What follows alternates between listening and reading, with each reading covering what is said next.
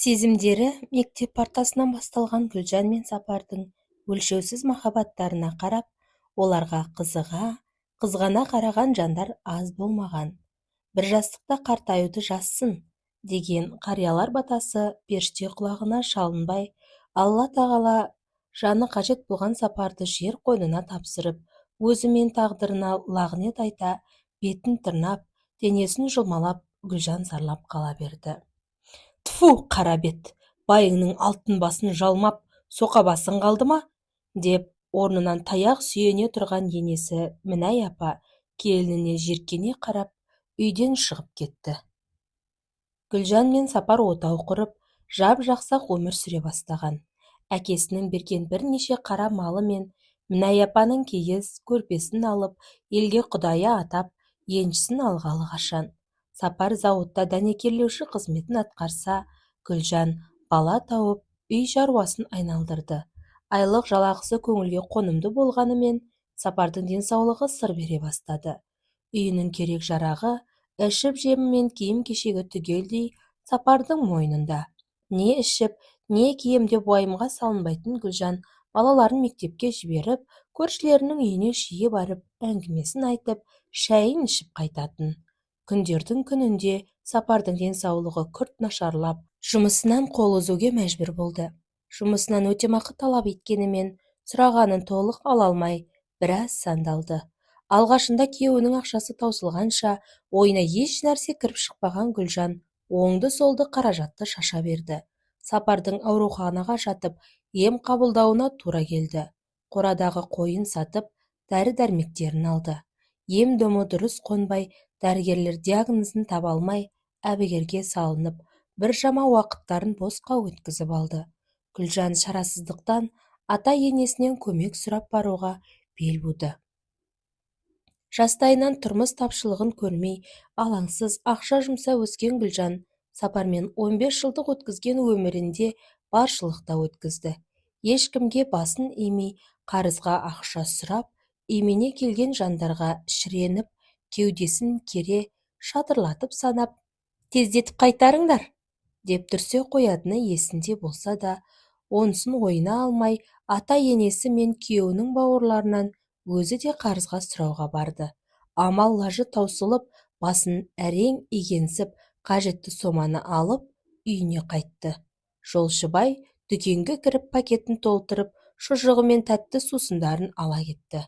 Тамақтан еш тарылып көрмеген келіншек, ақшасы басқа мұқтаждыққа керек екенін біле тұра, дүкеннен үстіне жапсырар көйлек те алған еді. Көп ұзамай Сапар ауруханадан шығып, үйіне оралды. Әйелі мен бала шағасының шұрқырап отырғанына жүрегі ауырып, мазасы қашты. Қой, мұным жарамас, деп жеңіл-желпі жұмыс қарастыруға кірісті. Жеңіл жұмыс оңай табылсын ба? Қанша әрекеттенсе де, нәтижесінен ештеңе шыға қоймады. Балалар лагеріне тәрбиеші қажет дегенді естіп, дереу жұмыс сұрап барып еді. Біз қыздар тобына тәрбиеші қарастырудамыз, деп жауап қатқан әкімшіге еш ойланбастан, менің келіншегімді жұмысқа алыңызшы, деп өтінді. Үйіне барып Гүлжанға айтып еді, келіншегі лажсыз келісім берді. Себебі үйде жейтін азық, тиын тебені де қалмап еді. Жұмыс дегеннің не екенін түсінбейтін келіншек амалсыз лагерге жұмысқа тұрды. Дайын асқа тік қасық болған келіншек бір жұма шаруаға ебі болмады. Абырой болғанда жанындағы тәрбиешілер Гүлжанға жол сілтеп, көмектесуге тырысты. Әсіресе кеңес. Өзіне өмір бойы күтім жасап келген Гүлжан 30-дың ортасына жасы келсе де, сымбатының сыры кетпей, бетіндегі бір-екі тал әжімін опа-далаппен әспеттеп жасыратын. Тырнағы мен шаштарына арнайы маска қолданып, саусақтары сүйріктей, қара толқын шаштары сусылдап жүретін. Тістері жарқырап, күлкісімен көрінген кісіні баурап әкететін. Сапар келіншегіне әлі күнге дейін ғашық. Жұмыс істетпеймін деп үйленгенде сөз бергенімен, тағдырдың маңдайға жазғанынан қашып құтыла алмады. Амал жоқ, қашанғы бауырлар мен әке-шешесінен қаражат қарызға сұрай берсін. Жұмысқа сұлу келіншектің келгеніне хабардар ер кісілер әзілді сөздерін қиыстырып, реті келсе Гүлжанмен сөйлесіп, тиісіп, қағытпалауды әдетке айналдырды. Гүлжан қылтың-сылтыңды ұната бермейтін, бар ойы жұмысын ойдағыдай атқарып, жалақысын жолдасына әкеліп бергісі келді. Көп ұзамай алғашқы табысын қолына алып, үй ішіне береке кіргендей отбасы мәз-мейрам болды. Жұмысында асханашы Мадина апайдың туылған күні атап өтілді. Сонымен туған күн басталып кетті. Үйіне қайтуға асыққан Гүлжаннан әріптестері қалуын өтініп, кешті көңілді өткізуге тырысып бақты. Ішімдік те берілді. Бір сәт құттықтап кіруге келген директор орынбасары да әріптестерімен қызықты отырысқа куә болды. Аздап қызып қалған Гүлжан бар өнерін ортаға салып ашыла түсті.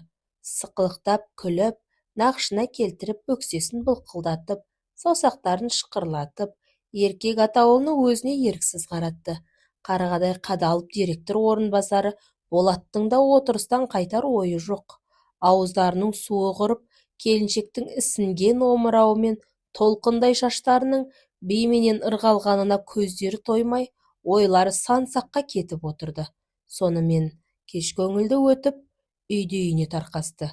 Гүлжанға сұқталған еркектер бір сәт естерін жиып, ақылдарына ерік беріп, үйіндегі бәйбішелерін ойлады. Үйіне жиналып, сөмкесін асынып жолға шыққан Гүлжанға Болат мәшинесін оталдырып, шығарып салуға ұсыныс білдірді. Кеш қарайып қалғасын кеспеуге амал қалмады. Тартымды келіншекті көлігіне отырғызып, тура үйіне тартпай, ұзақ көшені таңдап Гүлжанды әңгімеге тартты. Болат отбасылы азамат болынса да, келіншекке қатты ойы кетті. Ғашықтық сезімі бойын шарпып, көздерін қарауытты. Көлігін жолдың шетіне тоқтатып, Гүлжанға үңіле қарады. Онсыз да бойларында қызулары бар екеуі тұра еріндеріне жабысты. Кетәрі болмаған келіншектің мойнынан иіскеп, өз-өзіне жауап беруден қалды. Болаттың тым артық кетіп жатқанын сезген Гүлжан дереу есін жиып алды да: «Мені үйге жеткізіңіз», деді. Бір сәт сезімнің жетегінде кеткен азамат мәшинесін айдай жөнелді. Есігінің алдынан қалдырып кетті. Үйіне келсе, жарық сөндірулі, бәрі ұйқыға кеткен екен. Дереу үсті басын шайып, киімін ауыстырып, төсегіне жата кетті. Күйеуінің қорылынан біраз уақытқа дейін ұйықтай алмай, болған жайтты кері айналдырып, көліктегі көріністі есіне алып, бірде жымиып, бірде өкініп қалай ұйқыға кеткенін білмей қалды. Ертеңіне кезекшілікке жұмысқа барғысы келмей, әр нәрсені сылтауратып, үйінде отбасымен отырғысы келді. Кепақтап жүрген келіншегіне бір жайт болғанын сезген Сапар: «Не болып жүр?» деп сұрай қалып еді, ашумен: «Не болушы еді? Шаршадым жұмыстан. Қалай жүруім керек?» деп айқайлап берді. Шынымен жұмысы ауыр болар деген ойда қалған Сапар ендігі келіншегінің мазасын алмауға тырысты. Балаларына өзі қарап, сабақтарына көмектесті. Гүлжанның қанша сылтауратқанымен жұмыстың аты жұмыс, баруына тура келді. Түскі ас уақытында Болат Гүлжанды көруге асықты. Себебі лагерь қызметкерлері түскі асты бір дастарханда ішетін. Гүлжан қабағын төмен салып, қанша Болаттың бетіне қарамауға тырысқанымен, ту сыртынан бақылап, қиылған қасы мен созылған кірпіктеріне найзадай тесіліп отырғанын сезінді. Асын ішер-ішпес батасын қайырып, орнынан тұрып кетті. Болатқа келіншектің назданғаны майдай жағып, қылықтарына марқайып қалды. Жұмыс барысында әр нәрсені сылтауратып, Гүлжанды шақыртып, тапсырмалар бергіштеп кетті. Оның бар ойы келіншекпен сәтін салса көңілін жарастыру еді. Тағы да кабинетіне шақыртты. Онсыз да өткендегі басынан өткендігін ұмыта алмай жүрген, жер сүзіп жүрген келіншектің ашудан жарылардай халі келді. Есікті тарс жауып: «Не керек сізге?» «Сен керексің. Неге менің қыр соңымнан қалмай қойдыңыз? Біле білсеңіз, мен тұрмыстағы келіншекпін. Нанымды адал жеруме мұрсат беріңіз. Менің арымды таптамаңыз». «Кешір, Гүлжан, менің ондай ойым жоқ еді. Бірақ не? Не дегіңіз келіп тұр?» «Мен сені көргім келіп тұрады. Шашыңның иісі, ерніңнің дәмі еш кетер емес», деді де, онсыз да ашудан жарылардай болып тұрған Гүлжанды құшақтап алды. Қарсыласып қолдарын шешіп әуре болғанымен, ер кісінің қара күшіне әлі жетпеді. «Неге қарсыласасың? Мен саған ажырас деп жатырмын ба? Жай ғана менімен көңіл қосшы, жаным, деп бетінен сүйді де Гүлжанның жауабын тосты. Күн сайын Гүлжанға лебізін білдіріп, жылы сөздерін аямады. Үйіндегі күйзелісте жүрген күйеуінен шаршаған келіншектің де бүйрегі Болатқа бұра бастады. Жылы сөздеріне балқып, кабинетіне жиі барғыштады. Мойнына асылып, наздана еркелеп, қарым-қатынастары өршілене түсті. Күйеуінен жылылық іздемей, айдаладағы Болаттың ермегіне айналды. Сапар келіншегінің бүлініп жүргенін байқап, інісі екеуі аңдуға кірісті. Жұмыстан кешігуді жиілеткен келіншек бұл жолы да Болатпен әмпей-жәмпей тірлігін жасап, нәпсісі тойып, құмары қанып, көңілденіп көлігінен түскенін көрген қайнысы Болаттың жағасына жабысты. Араларыңда не бар деумен жауабын алмай соққыға жықты. Екі оттың арасында біресе қайнысына, біресе көңілдесіне көмектесерін білмей, ажырата алмай әлек болды. Беттерінен бет қалмай, көгала қойдай болған екеуін көршілері ажыратып алды. Жұмыстағы қызметтесім деп ақталғанымен, Болаттың күнделікті Гүлжанды көлігімен үйіне әкеліп тастауы, барша жұрттың күдігін ұялатқаны қашан. Араларында бір нәрсе бар ау деп, аулада отырған өсекші әйелдерден әңгіме арылсын ба? Мұның бәрі жанымен жұбайына батып жүрген Сапар келіншегін сөзге тартты. Мойындамай, баяғы долдығына салынып, айқайына басқан келіншек бірден басы айналып, жерге құлап түсті. Не болғанын түсіне алмай дереу жедел жәрдем шақыртты. Ойламаған жерден келіншегінің аяғының ауырлығы естіген Сапар Гүлжаннан кешірім сұрап, енді ренжітпеймін деп кешірім сұрап, көңілін тауып бәйек болып жүрді. Гүлжан болса күдіктің астында қалды. Қалайша деген ойда жатты. Есі кіресілі шығасылы керуетте жатып, не ойларын білмей басы қатты. Соңғы айда Сапар екеуінің жақын қатынастары есіне түспей, Болатпен әуейі шақтары маза бермей, дамыл таба алмады.